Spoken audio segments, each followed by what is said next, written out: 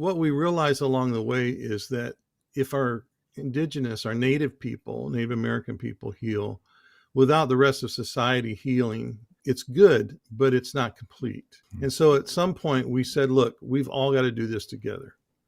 We all have to heal together. And that means we all have to look at this together. And that's when we begin thinking about the idea that we're all oppressed in one way or another. We're all privileged in one way or another. And we have various levels in which we have to deal with that in our own lives.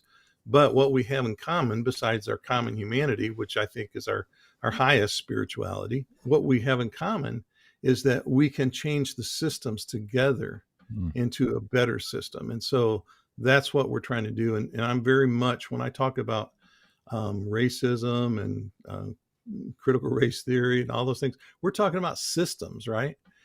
Systems that need to be changed. And this is where we need to gather our momentum, is to change the systems. And I just think since I mentioned CRT, it's so funny that, I heard a woman on television, and she was at a school board meeting, and she was saying, I don't want my son to be ashamed that he's white, and and all. And I'm thinking, and they're talking about critical race theory, and I'm like, well, then you want critical race theory. That's right. Because it deals with the system, not the individual. And most people who write from a critical race theory perspective are talking about healing together and creating something together, a new system together. So it's so ironic how people work against their own best interests sometimes. Yeah.